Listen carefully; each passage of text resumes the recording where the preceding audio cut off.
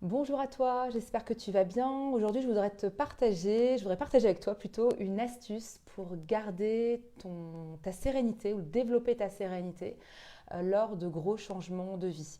Ce qu'on vit au ce moment, que ce soit justement avec l'annonce de reconfinement, a pu nous chahuter en termes d'émotions. On peut ressentir de la frustration, de la tristesse, de la colère, voilà, du stress parce qu'on passe justement d'un moment en fait où on pensait voilà comment dire d'une zone de connu à une zone d'inconnu à nouveau et en fait il y a beaucoup de changements en très peu de temps ça peut venir justement nous faire générer beaucoup d'émotions et on se sent un petit peu des fois un peu victime en disant mince j'ai l'impression de subir toutes ces mesures et de plus vraiment être à la barre de mon bateau intérieur avec toutes ces émotions qui peuvent venir submerger.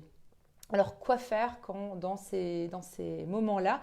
Et voilà, donc j'avais envie de partager avec toi une astuce parce que oser prendre sa place et aussi se permettre de revenir c'est de revenir dans son propre leadership intérieur. Moi, je parle beaucoup de inner leadership et c'est ça, c'est de pouvoir se dire mais à quoi ça ressemblerait en fait vraiment de pouvoir revenir dans mon propre pouvoir en fait.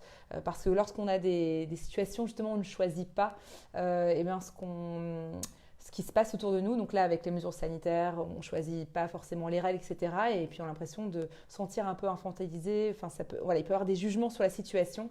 Eh bien, comment faire pour regagner sa sérénité, pour pouvoir être beaucoup plus ancré, pour pouvoir se sentir vraiment à notre place en fait, avec tout ce qui se passe. Alors cette astuce que je vais te donner, elle va aussi bien marcher, ou du moins c'est à toi d'expérimenter, hein. Ça sera à toi de la faire, mais en tout cas elle peut vraiment bien marcher dans les moments où tu fais des changements de vie, que ça soit changement de vie professionnelle, voilà, à un moment donné où hop, tu arrêtes un travail, ou tu reprends un travail, des changements où tu déménages, donc c'est aussi un gros changement de vie, ou alors relationnel, se mettre en couple ou pas, enfin et se retrouver dans ce coup célibataire ou en couple et puis pareil les paradigmes ou les paramètres autour de nous changent en fait et donc ça peut être on peut vivre comme une forme de désorientation et donc avec beaucoup d'émotions donc en fait moi l'astuce que je te donne la première chose à faire c'est d'abord d'accueillir les émotions qui sont là les émotions que ça soit la colère, la peur, la tristesse, etc. Simplement venir d'accueillir plutôt que de résister et de se dire ok qu'est-ce qui se passe en moi, qu'est-ce qui est vivant en moi et d'aller vraiment venir valider d'abord ce qui se passe en toi parce qu'il y a vraiment cette phrase qui résume ça, c'est-à-dire sur quoi je résiste persiste.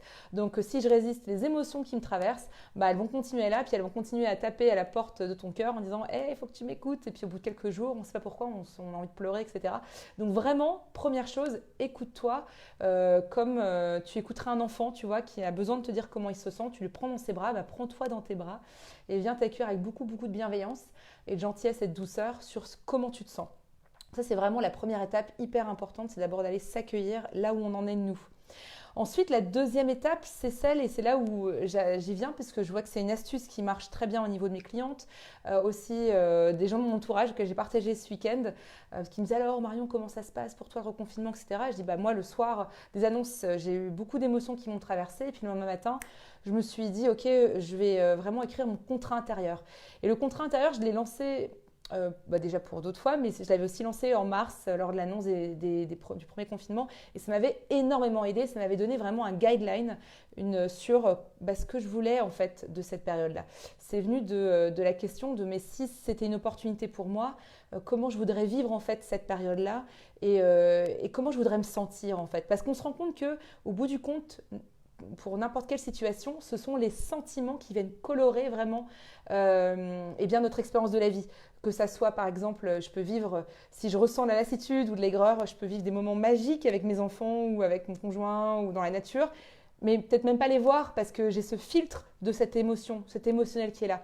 Tout comme j'ai de la joie et je peux vivre une journée sous la grisaille de novembre, je sais pas.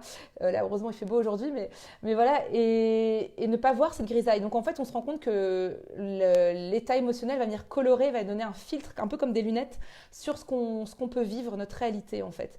Et donc, ce que je te proposerais, c'est justement, moi, je l'ai fait ici, tu vois.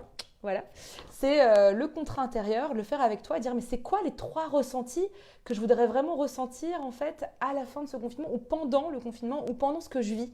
Donc moi j'ai noté par exemple la joie, l'accomplissement et la paix. Je sais que c'est 3 ressentis qui me feraient vraiment, qui feraient une différence pour moi si je les ressens de manière quotidienne, ce que je me souhaite vraiment. Et puis ensuite en dessous, quand j'ai noté, donc là c'est juste pour te montrer, mais tu fais après comme toi tu veux et c'est vraiment ton menu à toi, j'ai envie de dire. Tu vois, en dessous de la joie, j'ai dit ok, mais c'est quoi la joie pour moi? Ben, c'est la légèreté. C'est ressentir la légèreté, du fun. Et ça ressemble à quoi concrètement en fait de ressentir la légèreté, du fun?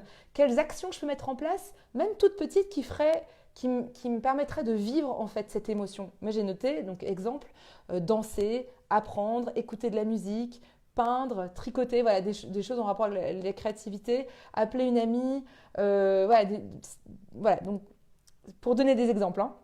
Ensuite, l'accomplissement, tu vois, je l'ai mis ici, hop, pour partager vraiment avec toi en toute simplicité et en toute humilité aussi. Ben, c'est quoi pour moi l'accomplissement? C'est réussir quelque chose, être fier de moi. Et ça ressemble à quoi concrètement? Donc ça, c'est le 3e niveau. Donc premier niveau, c'est l'émotion que j'ai envie de vivre. 2e niveau, ça serait... mais ça veut dire quoi vraiment de ressentir l'accomplissement? Bah, pour moi, c'est réussir quelque chose, être fier de moi. Et ensuite, le 3e niveau, c'est quoi l'action? En quoi ça s'incarne en fait? Quelle action permet d'incarner ce ressenti? Et j'ai dit, bah, pour moi, bah, c'est justement être dans l'entraide, donc lancer ces cercles de bienveillance qui vont commencer d'ailleurs vendredi. Il reste 2 places, je me permets de le dire, vendredi à midi jusqu'à 13h30. Et on fait ce genre de choses ensemble d'ailleurs pour aller de l'avant et on s'entraide et on célèbre et on s'encourage et on reçoit un peu de coaching, etc. Donc c'est vraiment assez complet d'ailleurs si ça te tente, rejoins-nous. Voilà, petite page de pub, mais en même temps, bah, comme il reste de la place, et puis ça peut vraiment être un vrai plus. Et puis l'autre chose, bah, c'est lancer ma page de conférence par exemple. Voilà, et la paix, si je finis sur le 3e, eh bien, c'est quoi concrètement? C'est le calme, la sérénité. Et ça ressemble à quoi concrètement? Bah, c'est prendre soin de moi. Donc ça veut dire me faire des masques, écouter de la musique. Ça veut dire prendre soin de mon cadre et de ma routine du matin. Donc je me suis fait des petits horaires. Le matin, c'est courir, etc. Comment je veux gérer mon énergie, etc. Donc c'est ce genre de choses, en fait, tu vois, de vraiment d'aller venir recadrer en fait, la notion de comment tu peux gérer ton énergie vitale et revenir à bord vraiment de ton bateau en disant bah voilà, voilà mon cap et voilà comment je vais y arriver en fait pour pouvoir arriver à ce cap-là qui sont mes ressentis en ayant vraiment un plan concret en fait pour toi qui va être inspirant, qui va te motiver et tu sais que chaque petit pas que tu feras, je fais pas ça tous les jours, hein, ce plan-là tous les jours, mais je sais qu'il y a quelques points que je peux faire par-ci par-là, 1 fois par jour, 2 fois par jour et qui me permet de revenir de venir augmenter mon énergie vitale, de pouvoir me sentir bien, me sentir mieux, me faire du bien et vraiment de pouvoir recadrer cette énergie au service de ma vie, des projets qui sont dans ma vie, comme au service de ta vie, de tes projets, de tes relations. Ben voilà, quelque part, on parlait de leadership intérieur, ben c'est ça, c'est revenir dans son leadership. Et là, on ne subit plus vraiment parce qu'on redevient co-créatrice de sa réalité. Et au bout du compte, il n'y a que nous qui choisissions comment on se sent. Alors oui, il y a beaucoup de choses qui se passent. C'est pour ça que des fois, les médias ou surtout dans ce qui se passe là au niveau contextuel, ça peut être aussi dans ton plan. Tu vois, dire bah tiens, les médias, j'écoute 1 fois tous les ce qui te ferait le mieux, ce qui serait le mieux pour toi, tous les jours, tous les 3 jours, toutes les semaines, tous les mois. Voilà, tout est possible, mais d'aller vraiment mais dans ce plan qui est unique et qui est complètement personnalisé par rapport à tes besoins profonds, à ce qui te fait du bien, et bien de pouvoir vraiment qu'il soit là à l'image de ce que toi te souhaites pour toi en fait. Et c'est vraiment revenir à bord de ton bateau. Voilà, j'aime bien cette notion de capitaine parce que je pense qu'on est toutes capitaines à bord et c'est de s'autoriser à redevenir capitaine à bord en prenant ce temps un peu comme une chef d'entreprise. Hein. C'est le temps de chef d'entreprise en disant ok, je suis chef d'entreprise de ma vie. Ok, comment j'entrevois ce mois, ce 2 mois, ce 3 mois, enfin bref, que ça soit un confinement, que ça soit un déménagement, que ça soit un renouveau dans une relation ou un changement de vie personnelle. Voilà, c'est vraiment d'être dans cette écoute fine et subtile et puis de mettre les choses en pratique aussi. Et j'aime bien dire aussi que chaque petit pas compte, donc que ça soit un petit ou un grand pas, en fait, c'est vraiment cette idée de dire que chaque petit pas compte, même si c'est tout petit, que c'est 5 minutes de sport et tu sais que ça va déjà t'apporter de la légèreté, voilà, une reconnexion avec ton corps, plus de sérénité, et bien c'est bravo quoi. C'est déjà ça et voilà, donc c'est mon encouragement en tout cas pour vous toutes d'aller vraiment vers cette posture de capitaine de bateau de prendre soin activement de toi. Et puis, si tu as des questions ou autres, je suis là. Et puis, avec grand plaisir aussi pour partager avec nous, si tu veux venir poster ton contrat intérieur sur le groupe, ou du moins une photo, voilà, de loin, de près, enfin n'importe où tu l'as mis en pratique et que tu veux partager sur ce groupe, une photo, tu dis ah voilà, j'avais mis que je ferais du sport, voilà une photo de moi en train de faire du sport, etc.